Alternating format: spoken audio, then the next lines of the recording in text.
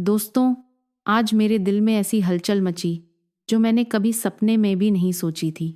ये कहानी है काव्या की, जो हरिद्वार की गंगा की लहरों और आध्यात्मिक शांति के बीच अपने प्रेमी अभय के साथ एक ऐसी यात्रा पर निकली जिसने उनके प्यार को ध्यान की गहराई और पुरानी डायरी की तरह अमर कर दिया। हरिद्वार के गंगा घाट की शांति और आसपास के आश्रमों की सादगी के बीच एक छोटा सा मेडिटेशन सेंटर था। इस सेंटर में अक्सर समय बिताते थे अभय और काव्या। अभय 34 साल का एक मेडिटेशन गुरु था जो अपनी शांत आवाज और गहरी सोच से लोगों को मन की शांति सिखाता था। काव्या 32 साल की एक लेखिका थी जो अपने ब्लॉग गंगा की कहानियां में आध्यात्मिक यात्राओं और प्यार की कहानियां लिखती थी। उनकी मुलाकात 4 साल पहले हुई थी और उनका प्यार ऐसा था जैसे गंगा की धारा, शांत, गहरा और अनंत। 4 साल पहले हरिद्वार के हर की पौड़ी पर एक मेडिटेशन रिट्रीट आयोजित हुआ था। सूर्यास्त का समय था। गंगा की लहरें धीरे धीरे घाट से टकरा रही थीं और हवा में दियों की खुशबू तैर रही थी। काव्या अपने ब्लॉग के लिए तस्वीरें और नोट्स ले रही थी। अभय एक मेडिटेशन सेशन ले रहा था और उसकी शांत आवाज ने काव्या को मंत्रमुग्ध कर दिया। सेशन के बाद काव्या ने अभय से बात की। काव्या हैरानी से, आपकी आवाज में इतनी शांति कैसे? मैं काव्या, लेखिका। अभय मुस्कुराते हुए, मैं अभय, मेडिटेशन टीचर। और हाँ, तुम्हारी आंखों में गंगा की गहराई दिख रही है। क्या मैं उसे जान सकता हूँ? काव्या हंसते हुए, गहराई? पहले तुम मुझे ध्यान की एक तकनीक सिखाओ, फिर मैं अपनी कहानी सुनाऊंगी। अभय ने काव्या को अनापानसती ध्यान सिखाया, जिसमें सांसों पर ध्यान देना होता है। जब काव्या ने आंखें बंद की, अभय ने हल्के से उसका कंधा छूकर उसकी मुद्रा ठीक की। उस पल में उनकी सांसें एक दूसरे से मिलीं। अभय शरारती अंदाज में, काव्या, तुम्हारी सांसें ध्यान से ज्यादा तेज चल रही हैं। काव्या शर्माते हुए, हाँ, शायद तुम्हारी वजह से। काव्या ने अपनी डायरी से एक पन्ना फाड़कर अपना नंबर लिख दिया और कहा, काव्या, अगर तुम फिर ध्यान सिखाओगे तो मैं अपनी कहानी पूरी सुनाऊंगी। यहीं से उनकी दोस्ती शुरू हुई। अभय काव्या को ध्यान की तकनीकें सिखाता और काव्या उसे हरिद्वार की आध्यात्मिक गलियों की कहानियां सुनाती। उनकी बातें सांसों से शुरू होकर दिल की गहराइयों तक पहुंच गईं। कुछ महीनों बाद अभय ने काव्या को गंगा किनारे एक खास मेडिटेशन सेशन के लिए बुलाया। रात का समय था। घाट पर दिए तैर रहे थे और हल्की ठंडी हवा चल रही थी। सेशन के बाद अभय ने काव्या को एक पुराना पत्र दिया, जिसे उसने एक पुरानी डायरी से निकाला था। पत्र में लिखा था, काव्या, तुम मेरी हर सांस की शांति हो। तुम्हारी मुस्कान मेरे ध्यान का केंद्र है।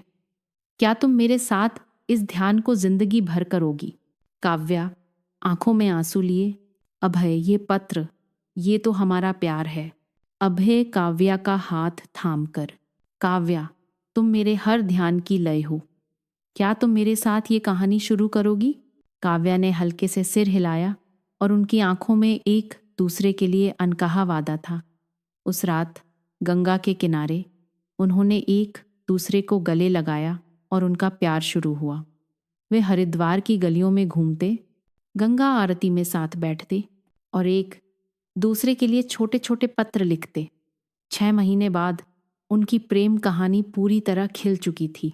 4 साल बाद अभय और काव्या एक दूसरे के साथ गहराई से जुड़े थे, लेकिन अभी शादी नहीं हुई थी। एक सुबह काव्या अपने ब्लॉग के लिए एक नया लेख लिख रही थी, जिसमें वह हरिद्वार के मेडिटेशन सेंटर्स की कहानी बता रही थी। अभय अपने सेंटर में एक नया सेशन डिजाइन कर रहा था। काव्या ने अभय को चाय दी और हंसते हुए कहा, काव्या, अभय, फिर नया ध्यान। इस बार मुझे भी सिखाओ, वरना मैं तुम्हारा सेंटर अपने ब्लॉग में नहीं डालूंगी। अभय हंसते हुए, मेरी लेखिका, तुम तो मेरे हर सेशन की स्टार हो, लेकिन पहले चाय पीने दे, फिर सिखाता हूँ। काव्या नकली गुस्से में, हाँ, तुम तो चाय के दीवाने हो, ध्यान की बात बाद में। अभय ने काव्या को अपनी बाहों में खींच लिया और कहा, अभय, चाय की दीवानी मेरी लेखिका है। आज रात गंगा घाट चलो, एक सरप्राइज है। काव्या उत्सुकता से, सरप्राइज? कोई नया ध्यान या तुम्हारी शरारत?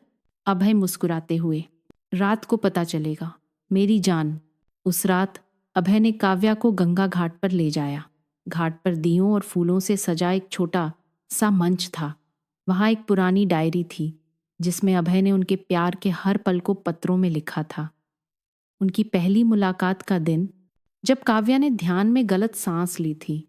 उनकी पहली गंगा आरती, जब काव्या ने अभय का हाथ पकड़ा था। आखिरी पन्ने पर लिखा था, काव्या, तुम मेरी हर सांस की लय हो। क्या तुम मुझसे शादी करोगी? काव्या, आंखों में आंसू लिए, अभय, ये डायरी, ये तो हमारा प्यार है। हाँ, मैं तुमसे शादी करूंगी। उस रात गंगा की लहरों के बीच अभय ने काव्या को गले लगाया। दियों की रोशनी में उनकी छाया एक दूसरे में समा गई। काव्या ने हल्के से कहा, काव्या, अभय, तुम्हारी सांसें मेरी कहानी है। लेकिन कहानी में ड्रामा तब आया जब काव्या का पुराना दोस्त रवि, 35 साल, जो एक अमीर ट्रैवल एजेंट था, हरिद्वार लौटा। रवि ने कॉलेज के दिनों में काव्या से प्यार किया था और उसे वापस पाना चाहता था। उसने अभय के मेडिटेशन सेंटर के कर्मचारी नीलम, 30 साल, को अपने साथ मिलाया। नीलम ने सेंटर में झूठी खबर फैलाई कि अभय का एक अन्य मेडिटेशन स्टूडेंट, माया, के साथ अफेयर है। काव्या को एक गुमनाम पत्र मिला जिसमें लिखा था, अभय तुम्हें धोखा दे रहा है। माया के साथ उसकी नज़दीकियां बढ़ रही हैं। काव्या रोते हुए, अभय, ये सच है, तुम माया के साथ। अभय घबराते हुए, काव्या, ये सब झूठ है। मैं तुमसे बहुत प्यार करता हूँ। माया बस मेरी स्टूडेंट है। काव्या का दिल टूट गया। उसने अभय से दूरी बना ली। रवि ने मौके का फायदा उठाया और काव्या को अपने करीब लाने की कोशिश की। उसने काव्या को एक डिनर पर बुलाया और कहा, रवि, काव्या, मैं तुम्हें वो सब दे सकता हूँ जो अभय नहीं दे सकता। मेरे पास पैसा, रुतबा, सब है। काव्या गुस्से में, रवि, प्यार पैसे से नहीं खरीदा जाता, लेकिन मुझे सच जानना है। काव्या को रवि की बातों पर शक हुआ। उसने अभय को कॉल किया, काव्या, अभय, मुझे सच बताओ, क्या तुमने मुझे धोखा दिया? अभय, काव्या, मेरी बात सुनो। मुझे शक है कि रवि और नीलम मिलकर ये साजिश रच रहे हैं। मैंने नीलम को रवि के साथ फोन पर बात करते सुना। उन्होंने माया का नाम इस्तेमाल किया। काव्या ने चुपके से रवि के फोन की जांच की। उसने पाया कि रवि ने नीलम को पैसे ट्रांसफर किए थे ताकि वह अभय के खिलाफ झूठी अफवाह फैलाए। काव्या ने माया से भी बात की, जिसने बताया कि वह सिर्फ एक स्टूडेंट है और अभय का कोई अफेयर नहीं है। काव्या ने अभय के साथ मिलकर एक योजना बनाई। उन्होंने रवि को एक नकली पत्र भेजा जिसमें लिखा था कि काव्या उससे अकेले मिलना चाहती है। रात को रवि एक पुराने आश्रम में काव्या से मिलने आया। वहां अभय, काव्या और माया पहले से मौजूद थे। काव्या ने रवि से पूछा, काव्या, रवि, तुमने मेरे और अभय के बीच झूठ क्यों फैलाया? रवि ने हंसते हुए कहा, रवि, क्योंकि मैं तुम्हें वापस चाहता था काव्या। अभय तुम्हारे लायक नहीं है। अभय ने नीलम को बुलाया, जो डरते हुए सच कबूल कर चुकी थी। नीलम ने कहा, नीलम, रवि ने मुझे पैसे दिए थे ताकि मैं अभय के खिलाफ अफवाह फैलाऊं। माया का नाम बस एक बहाना था। माया ने भी पुष्टि की कि उसका अभय से कोई रिश्ता नहीं है। रवि के चेहरे का रंग उड़ गया। उसने माफी मांगी, लेकिन काव्या ने कहा, काव्या, रवि, प्यार सच पर टिका होता है, धोखे पर नहीं। मैं अभय के साथ हूं और हमेशा रहूंगी। रवि शर्मिंदगी के साथ वहां से चला गया। अभय और काव्या ने एक दूसरे को गले लगाया और गंगा की लहरें उनके प्यार की गवाही दे रही थीं। सच सामने आने के बाद अभय और काव्या ने अपने रिश्ते को और मजबूत किया। अभय ने काव्या के लिए एक सपना देखा था, एक मेडिटेशन रिट्रीट, जहां लोग न सिर्फ ध्यान सीखें बल्कि प्यार और विश्वास की कहानियां भी साझा करें। उसने अपने सेंटर के फॉलोअर्स और काव्या के ब्लॉग रीडर्स से क्राउड फंडिंग शुरू की। काव्या ने अपने ब्लॉग में इस रिट्रीट की कहानी लिखी, जिससे लोगों का समर्थन मिला। लेकिन एक नई चुनौती आई। रवि ने बदला लेने के लिए सेंटर की फंडिंग रोकने की कोशिश की। उसने स्थानीय अधिकारियों को प्रभावित कर सेंटर के परमिट में रुकावट डालने की साजिश रची। अभय और काव्या ने हिम्मत नहीं हारी। काव्या ने अपने ब्लॉग पर एक लेख लिखा, जिसमें उसने रवि की साजिश का खुलासा किया। लोगों का समर्थन बढ़ा और रवि की साजिश नाकाम हो गई। कुछ महीनों बाद अभय और काव्या की शादी गंगा किनारे एक सादगी भरे समारोह में हुई।